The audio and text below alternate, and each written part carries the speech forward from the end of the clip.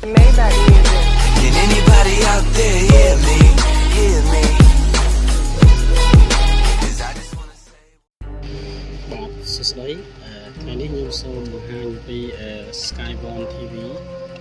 គឺអាការៈវាខុសប្លែកពីធម្មតាបាទដោយសារខ្ញុំចាប់ពីធ្វើ Skyone មួយគឺអត់ដែលបានជួបអាការៈរបៀបនេះទេហើយអាការៈវាគឺពេលយើងដុតមកគឺវាដំណើរការចេញប៊ូតចេញអីធម្មតាលោតលេខមកធម្មតាតែនៅលោតម្ដងទៀតបាទនេះ Skyone ស៊េរីនេះ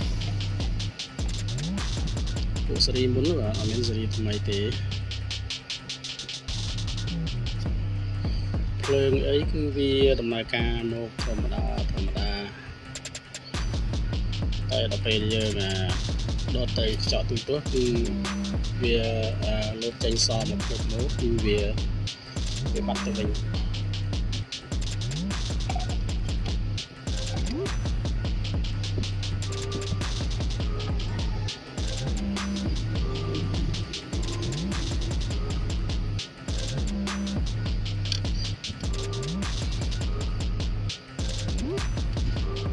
បាទឥឡូវជំនួយខ្ញុំដុតតែឲ្យមើល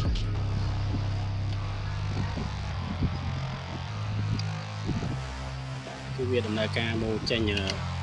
ប៊ូតនេះតែយើងរងចាំមើលទៅវាលោតទៅនេះបាទឃើញនៅគឺវាលោតមកអក្សរ E048 បាទយើងដល់ទៅអេក្រង់ក៏វាអត់មានចេញអីយើងចុចប៊ូតហើយវាអាប់ដេតទៅវាអត់វា cancel ត្រឹមនឹងបើសិនតែយើងចុច power ឲ្យជាប់ហើយយើងដកវាគឺវានៅត្រឹម boot វាមានលើទៅមុខទៀតទេវាចេញដល់លក្ខណៈបែបនេះទេ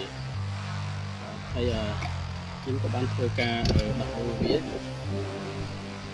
ដូចជា memory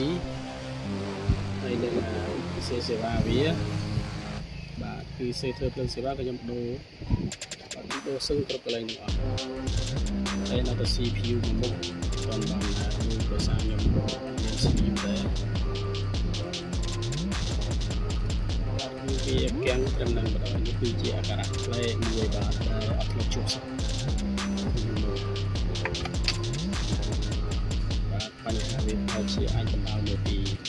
CPU តាមលើទៅខ្ញុំមាន CPU ថ្មីខ្ញុំធ្វើការដោះដូរវា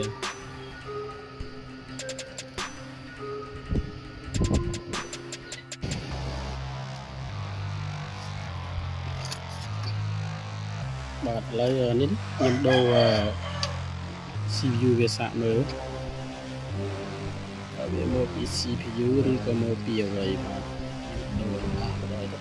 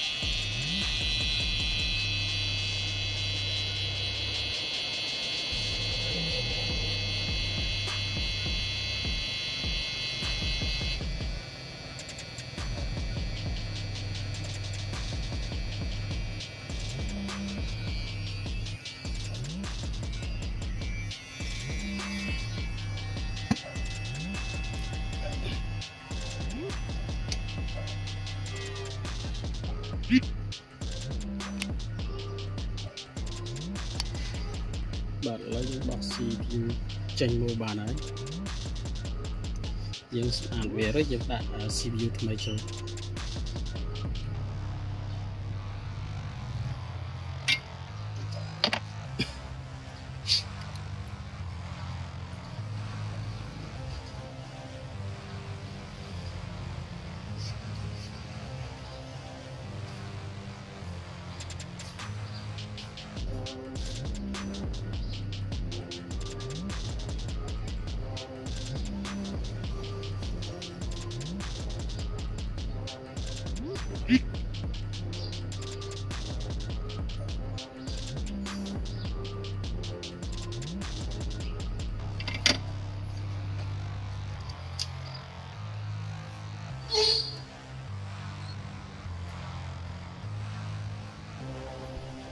នេះគឺ CPU ចាស់របស់វាឥ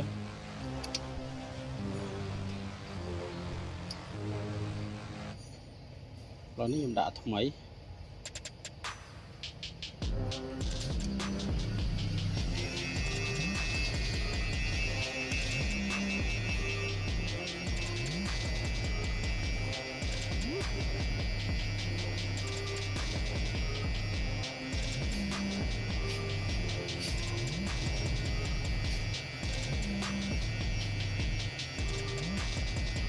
យើងផ្លុំវាឲ្យវាក្តៅស្មោបន្តិចសិនមួយចាំយើងតម្លាក់ CPU ចូលបាទកាលណាយើងដាក់ CPU រួចផ្លុំតែម្ដងគឺវាបញ្ហាបាទអាចក្តៅខ្លាំងអាចខូច CPU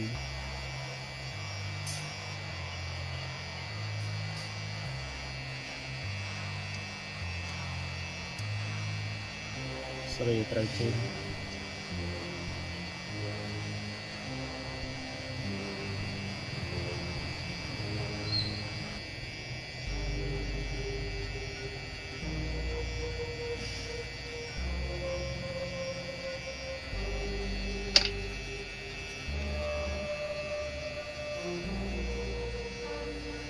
បាញ់ស្រល់លើវាទៅ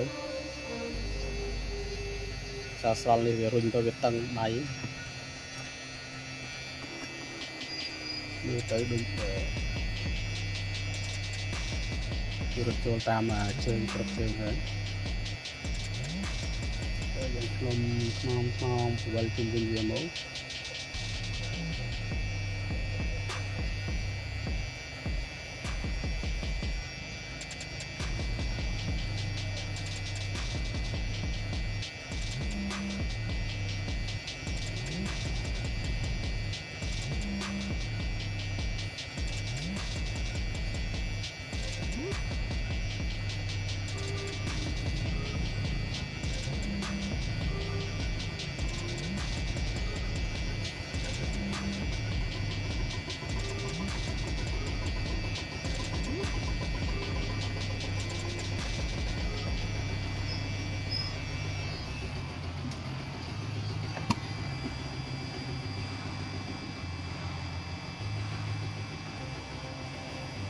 តប់វានៅបន្តិចទៅឲ្យវាជាប់សិនដូចយើងដកដៃហើយយើងទុកវាត្រជាក់សិនទៅចាំតេស្តមើល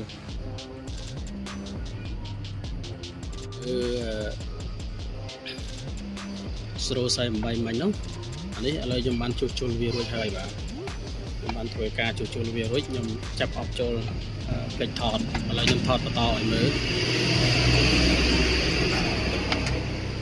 យើងជួសជុលរួចហើយឥឡូវយើងជាមួយខ្ញុំដុតតេស្តឲ្យមើល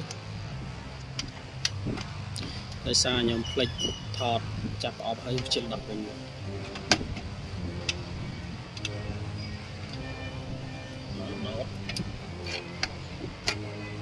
មកបាទយើងរងចាំមើលវាមួយសន្ទុះមក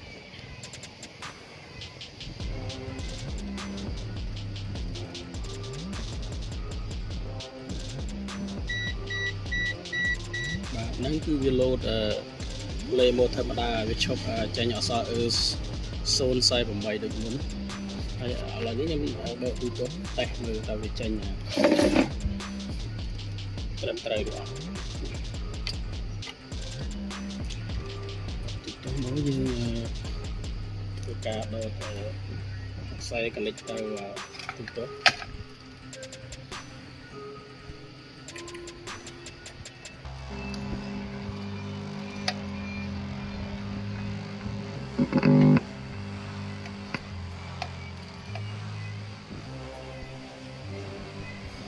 ដល់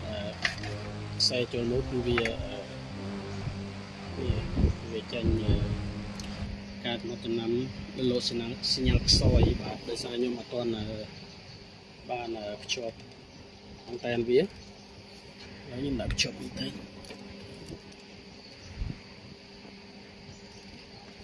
ខ្សែអង្តែនវា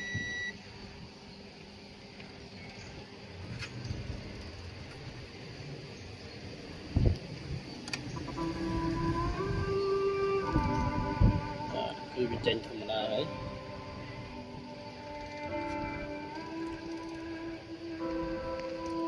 សេវាធម្មតាដំណើរការធម្មតា